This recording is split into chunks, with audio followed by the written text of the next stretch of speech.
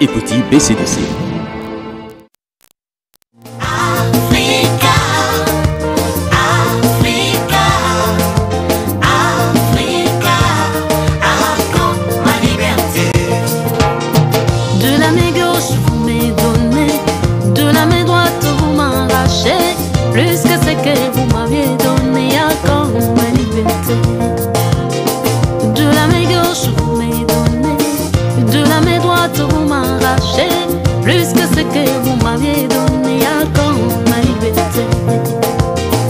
Être esclave des dettes, c'est plus que la prison. Laissez-moi m'en aller, arriver à ma destinée. Africa, Africa, Africa, accorde ma liberté. Africa, Africa, Africa, Africa, accorde ma liberté. Initiative de développement, c'est l'être et la voix. Bonjour et bienvenue à ces nouveaux numéros de l'émission Initiative et Développement. Nous sommes dimanche le 23 octobre 2022. Nous émettons à Kinshasa, capitale de la République démocratique du Congo. Nous sommes sur Canal Plus 342 pour vous qui nous suivez à travers le monde. Et cette émission passe en même temps en direct sur www sur YouTube, Antenne RDC. Alors, nous allons parler des initiatives, des belles initiatives qui contribuent au développement de notre cher et beau pays qui est la République démocratique du Congo. Aujourd'hui, nous avons au menu 4 grands sujets sur lesquels nous allons pouvoir diffuser ici chez vous, à la maison, vous qui nous suivez. Nous allons parler du voyage du chef de l'État, Félix-Antoine Tshisekedi Tshilombo, qui était la semaine qui s'achève aujourd'hui. Il était à Londres où il a séjourné et a parlé avec les Congolais qui vivent là-bas. Il a communiqué avec la population de la République démocratique du Congo qui a choisi Londres comme deuxième patrie. Donc, a demandé aussi à ce que ces Congolais puissent plaider la cause des Congolais compte tenu des atrocités que nous traversons ici, des guerres par-ci, par-là, qui ne se terminent pas. Eh bien, nous devons aimer notre pays. Donc, c'était ça le message du chef de l'État. Et également, il a été à Accra, où il a séjourné. Vraiment, c'était au courant de cette semaine. Il était à Accra, au Ghana. Il a été reçu par son homologue, le président Nana Akufo-Addo. C'était le jeudi 20 octobre 2022. Ces deux personnalités ont eu un entretien en tête-à-tête d'une vingtaine de minutes à peu près. Et ça a été suivi d'une séance de travail bilatéral élargie au ministre et proches conseillers de ces deux personnalités. Nous allons diffuser également une audience du conseiller spécial du chef de l'État en matière de culture et art, M. Edi Lukuno, qui avait reçu l'équipe, une délégation de la PROCET qui n'est autre que l'association des professionnels du 7e art.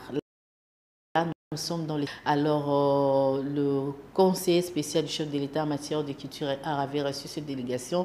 Le secrétaire général de la PROCET et la chargée des finances, avec eux, ils ont parlé du cinéma congolais et comment intégrer justement la présidence, si nous pouvons le dire ainsi, la RDC, dans ce que les cinéastes congolais font dans leur production. Nous mettrons également la réunion de prise de contact des cinéastes qui préparent déjà un grand événement, un grand forum avec les cinéastes congolais qui sera ici à Kinshasa où on va réunir des professionnels du 7e art. Alors nous vous invitons et nous vous dirons au moment opportun pour comment faire pour s'enregistrer.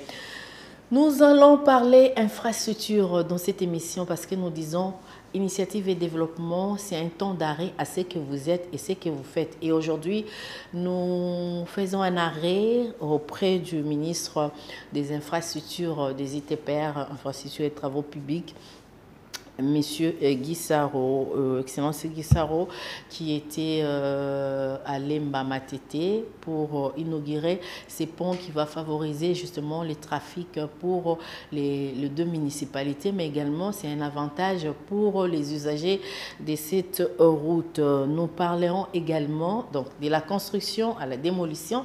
Nous parlerons, puisque nous parlerons infrastructure, nous parlerons également de la démolition qui a eu lieu au niveau du cimetière de Kintsuka, le gouvernement provincial. Monsieur le gouverneur de la ville de Kinshasa, Jean-Tiningo Bilambaka, a été là-bas pour démolir toutes ces maisons. Ça fait très mal. Et si Ototika Bawe, et si Ototika Bato Bazala, très cher pour Nabiso, les lots et comme si Bato Bazaye Kotonga Banda Kupo Balala, c'est grave. Alors nous devons respecter nos morts.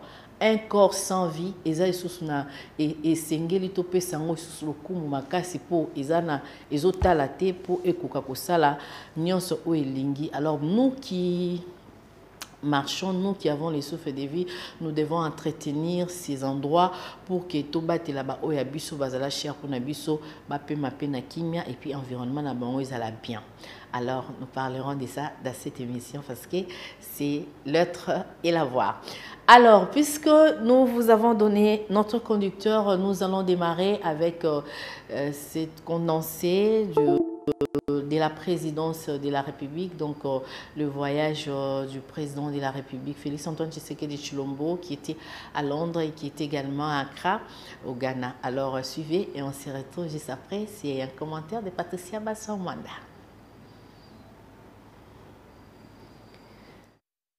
Initiative de développement, c'est l'être et la voix. Les touristes du Buckingham Palace maîtrisent bien le rituel. Le déplacement de ce garde d'honneur annonce toujours l'arrivée d'un hôte. Quelques instants plus tard, le cortège de Félix Antoine Tshisekedi franchit la barrière du palais. Le président de la République démocratique du Congo, chaleureusement accueilli par le souverain britannique, va passer plusieurs minutes en tête-à-tête avec ce dernier. Un entretien essentiellement centré sur une coopération que les deux personnalités souhaitent raffermir dans le domaine notamment de l'environnement. Le président Tshisekedi a saisi cette occasion pour exhorter la Grande-Bretagne par son roi à faire pression sur le Rwanda avec qui elle partage l'espace du Commonwealth pour que ce dernier mette fin à l'agression injustement imposée à la RDC. Après cette rencontre, les discussions vont se poursuivre entre les délégations de deux pays, question de mûrir les acquis de cette rencontre. Et c'est peut-être une nouvelle page qui s'ouvre dans les relations entre la République démocratique du Congo et la Grande-Bretagne. Cet entretien entre le président Félix Antoine Tshisekedi et le roi Charles va-t-il aider la République démocratique du Congo à faire accepter sa logique au monde? Ça, on le saura, on l'espère, très vite. L'agression barbare du Rwanda. Le sujet est également revenu lors du débat autour de minéraux, société et environnement de la République démocratique du Congo à l'initiative du programme Afrique de Chatham House.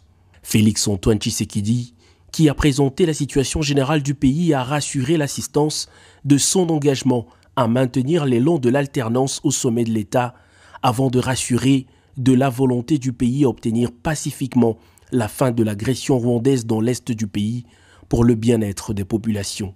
La pression diplomatique n'est pas la seule option envisagée par la RDC pour mettre fin à l'agression du Rwanda. Face à ses compatriotes résidant à Londres, Félix Antoine Tshisekedi ne cache surtout pas ses intentions et sa détermination. Vous êtes ici au Royaume-Uni, pays du Commonwealth, pays dans lequel se trouve aussi le Rwanda. Votre travail doit consister à sensibiliser les autorités britanniques pour que leur pression s'accentue sur le Rwanda. Nous ne voulons pas en arriver à l'extrême, c'est-à-dire à la guerre, mais si on nous y pousse, on n'aura pas trop le choix que d'y arriver. C'est bien sûr la dernière... En père de famille, le président de la République a demandé à ceux de Congolais vivant en Grande-Bretagne qui se sentiront à l'aise de revenir au pays, car, disait-il, la lutte actuelle nécessite les efforts de tous. Les deux chefs d'État ont harmonisé une stratégie africaine pour obliger les pollueurs à verser des compensations financières en vue de lutter contre les changements climatiques. Les deux pays affûtent leurs armes au nom du continent face à la lutte contre les changements climatiques et à la réticence de pays pollueurs qui tardent à réaliser leurs promesses faites à la conférence des parties sur le réchauffement climatique COP26 à Glasgow, en Écosse, en vue de la COP27 prévue au mois de novembre en Égypte. Ce programme vise à concrétiser la vision de l'initiative d'adaptation pour l'Afrique en mobilisant 25 milliards de dollars d'investissement d'ici à 2025 pour l'adaptation au climat dans les domaines de la sécurité alimentaire, des infrastructures résilientes, des emplois verts et de la finance climatique. La République démocratique du Congo assure en effet la présidente tournante de la Communauté économique des États de l'Afrique centrale, CEC. La République démocratique du Congo est membre de la Communauté économique des États de l'Afrique centrale, tandis que le Ghana préside l'Association des pays vulnérables au changement climatique. Les deux chefs d'État ont donc intérêt à mettre en commun leur stratégie à ce rendez-vous, mettant en scène des protagonistes aux agendas divergents. Notez que la forêt du bassin du Congo est le deuxième massif forestier tropical.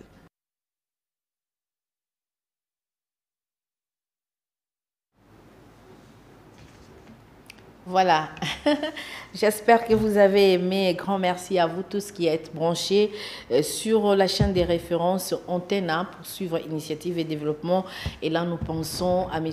Gaëtan Ekwalanga qui nous suit à partir de quelque part. Vous avez suivi ces zooms que nous avons fait par rapport au voyage du chef de l'État. Nous allons à présent prendre cette audience du conseiller spécial du chef de l'État en matière de culture et art, M.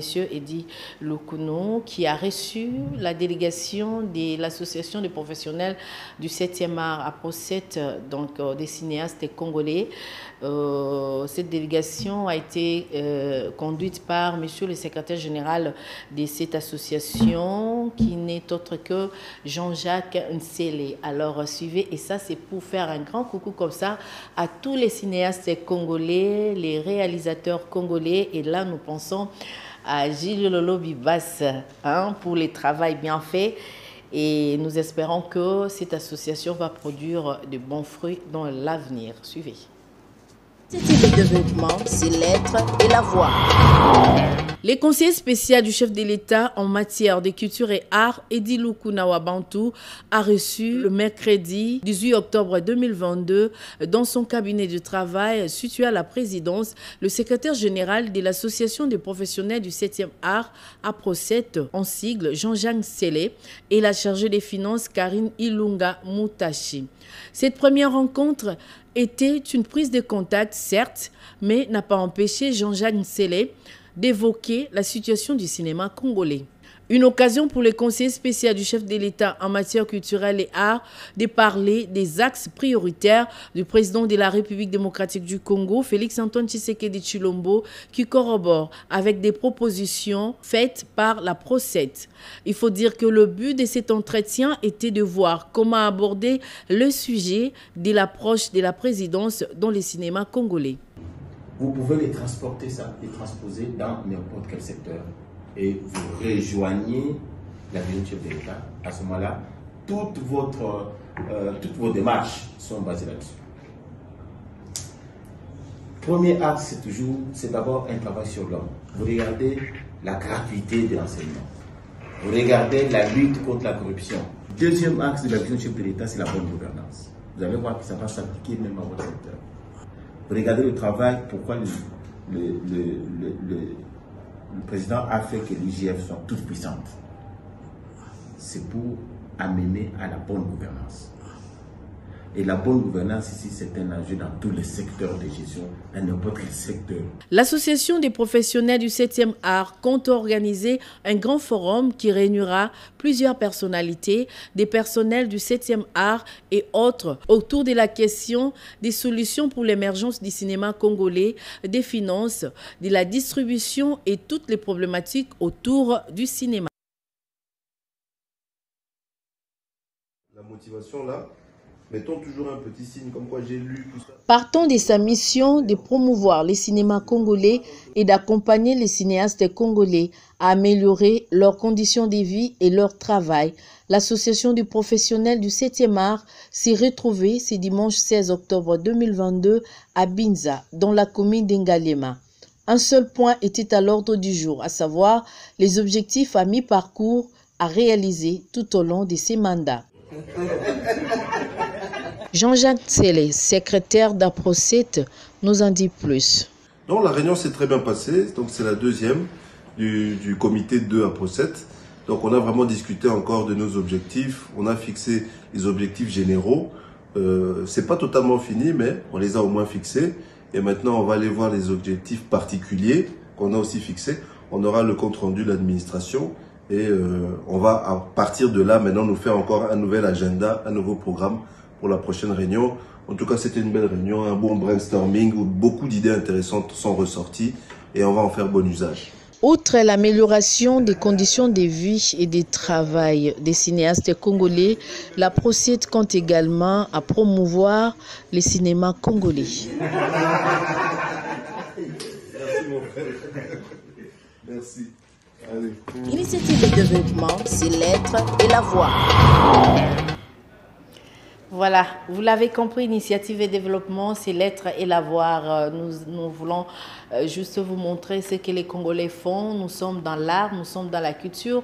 Et initiative et développement prônent toutes ces valeurs, prônent justement tous les bienfaits des Congolais, vos associations, vos structures de développement, l'élevage, la pisciculture, l'agriculture. Et puisque nous parlons de l'agriculture, nous pensons à notre chef, John Ngomboa, qui nous suit à partir de quelque part de la Babilanga, il y a Congo central, il y a Bandundu, Matungulu, Bandunda, Bambala, surtout pour que tout l'accent Banamboka, Mabelende, Matsarakita Ekolo. Donc nous devons manger bio et là nous devons aussi faire la promotion de la production locale parce que nous sommes dans la phase où la revanche de la production du sous-sol au sol et Makambo. Donc John Ngomboa, tozozela non seulement ba image, tozozela D15, tozozela matungulu, tozozela nyonsona potolakisa bandeko misala oizosala manangambu kuna ya Congo central. Alors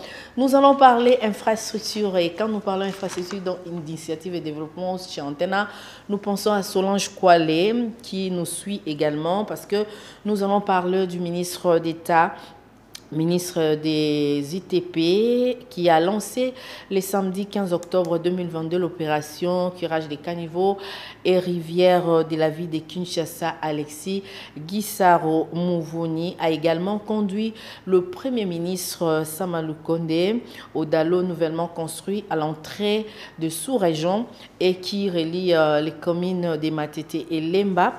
Sama Lukonde a ainsi procédé justement à son ouverture à la circulation, à la grande satisfaction en tout cas des populations, non seulement de ces deux municipalités mais aussi à tous les usagers de cette partie de la République démocratique du Congo, capable de Kinshasa. Alors suivez et on se retrouve juste après parce que après construction, nous prendrons également démolition. Kinshasa, capitale de la RDC, vit un spectacle désolant des inondations et des dégradations de la chaussée. Pour répondre à cette problématique, le chef de l'État avait instruit Alexis Gisaro Muvuni, ministre d'État en charge des ITP, lors de la 54e réunion du Conseil de ministres, de procéder de manière régulière au curage des caniveaux et collecteurs de la ville de Kinshasa. Comme pour exécuter cette instruction du président de la République, le ministre d'État Alexis Gisaro est descendu ce samedi à la rivière Gombe à Wileri en passant par les rivières Kalamou, Yolo pour chuter à la rivière Mokali. Tous ces sites connaîtront l'opération de curage. Nous avons pensé qu'il était nécessaire et cela conformément aux orientations qui nous ont été données par son Excellence, Monsieur le Président de la République, Monsieur Félix-Antoine Tshisekedi. Il nous a instruit de pouvoir travailler avec les bourgmestres ainsi que la ville pour que nous trouvions une solution pérenne par rapport à cette problématique des inondations et des dégradations liées à l'état de nos caniveaux. Et donc nous avons, avec l'Office de voirie et de drainage, réfléchi sur la question et nous avons aujourd'hui défini un certain nombre d'artères et de caniveaux, de collecteurs qui vont faire l'objet effectivement d'un curage de manière à pouvoir régler un tant soit peu cette problématique. Le warrior du gouvernement Sama et les responsables des services sous sa tutelle ont noté quelques difficultés, notamment les constructions sur les lits de rivières. Alexis Guissaro sensibilise la population et annonce même des sanctions. Les caniveaux sont obstrués, les gens construisent sur les lits de rivières, les lits mineurs, les lits majeurs. Vous savez qu'il faut qu'il y ait normalement un dégagement suffisant pour que les rivières ne soient pas rétrécies et donc constituent finalement un goulot d'étranglement. Donc, c'est ça la problématique, la difficulté que nous constatons. Et cela nécessite non seulement des travaux de curage, tels que nous le faisons aujourd'hui, mais une sensibilisation de la population qui aujourd'hui considère les caniveaux comme étant des dépotoirs. Je pense que même il ne devrait arriver jusqu'à ce qu'il y ait des sanctions. C'est un début nécessaire, a insisté le patron des ITP qui annonce que cette opération va se poursuivre dans toute la ville de Kinshasa.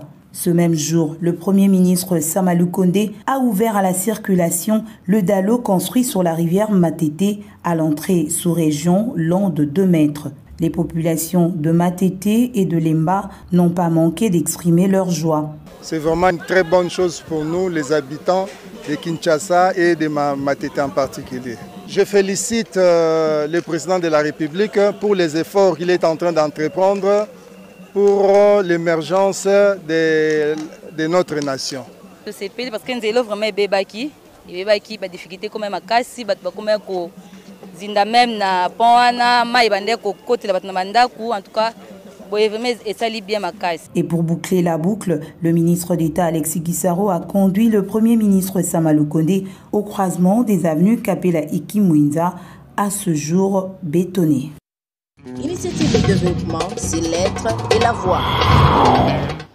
Voilà, j'espère que vous avez aimé et grand merci à toute l'équipe de la cellule des communications du ministre Guissaro, ministre des ITP, Solange Kouale, mon classe Nathalie, donc gros coucou à vous, tout le monde Moussa les Salama, vous qui gérez des ministères, voilà l'espace qui vous est confié, venez nous montrer ce que vous faites dans l'ombre ou dans les publics pour que ça motive aussi les gens de bonne volonté qui peuvent également contribuer au développement de notre cher et beau pays, la République démocratique du Congo.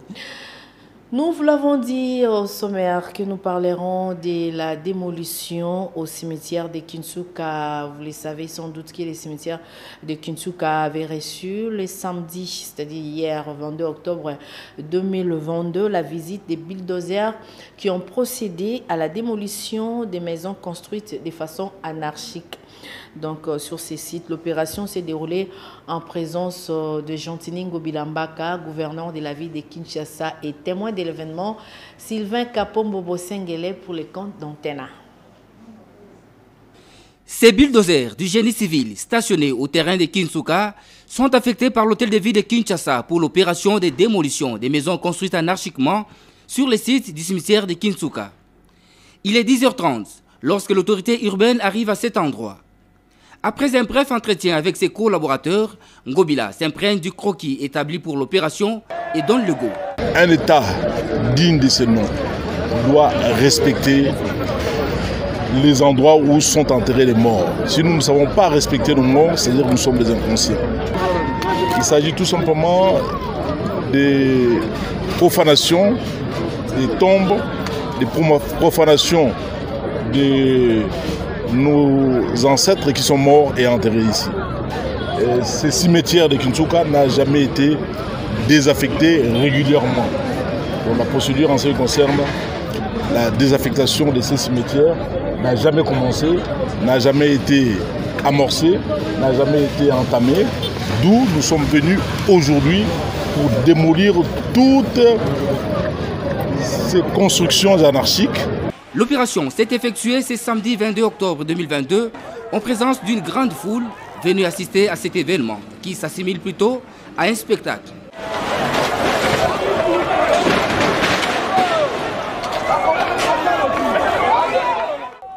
Du côté des victimes, l'on pouvait observer d'une part de l'émotion et de l'autre des pleurs.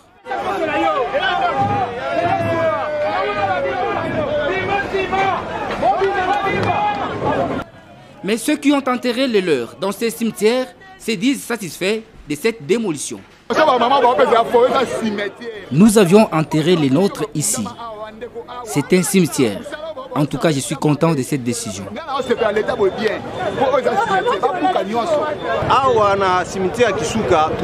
L'autorité urbaine a bien fait de démolir ces constructions anarchiques au cimetière de Kinshasa. En tout cas, décision de démolir, bien. Il faut dire que des personnalités aussi bien civiles que militaires sont impliquées dans la spoliation de ces sites qui méritent pourtant respect et égard. La sanction doit donc produire ses effets et c'est le plus longtemps possible afin d'éviter qu'il y ait récidive.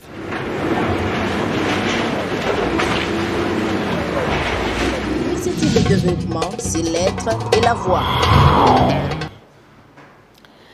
Triste réalité, Douralex cède l'ex. La loi est dure, mais c'est la loi. Balobi bien interdiction formelle de construire dans milieu yaboye. Respectons les morts.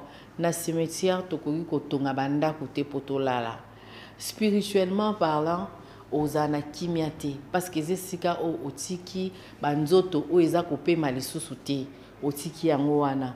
Comment expliquer oye kotonga lisusu ndako wana?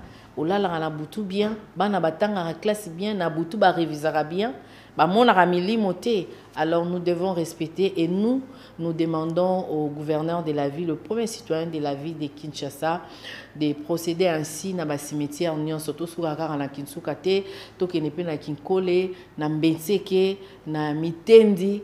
Poto longola image wana bato balingi kotonga na babisika o esengeli te soki balobi interdiction formelle kotonga te kozela to tonga et puis mko baroya kobuka opike crise okoye kokufa boye likola souci alors que on investi mbongo ebele ne siko esengela kite wana eza mabele ya l'état esika ya l'état ndenge na mokili balobra qui construit chez autrui construit pour autrui qui construit na cimetière construit aussi pour na l'état pour démolir. Alors nous espérons que l'opération va se poursuivre dans tous les cimetières de la ville de Kinshasa pour petit kabiso na kimia ba oui na biso pe ba pe manakimia. Et puisque nous parlons de mort, nous en profitons pour présenter nos condoléances les plus attristées à Ramazani qui a perdu sa maman, mon ami Ramazani de la SNEL. Nzambe na biso a batelayo a consoler famille Mobimba bopema moni monaï pe manakimia. Alors, on se retrouve le dimanche prochain. La rediffusion de cette émission, c'est déjà le jeudi à 14h30. Merci à la grande équipe qui nous a aidés. On se retrouve prochainement. Au revoir. De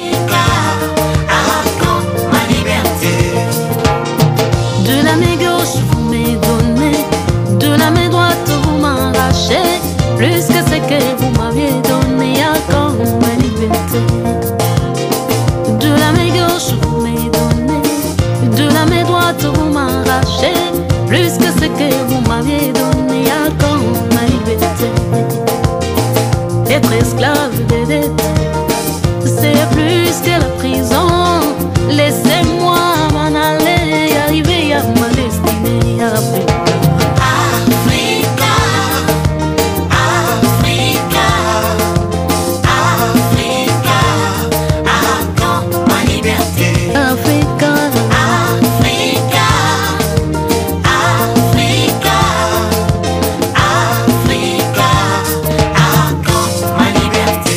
Vous est offerte par Écoutez BCDC.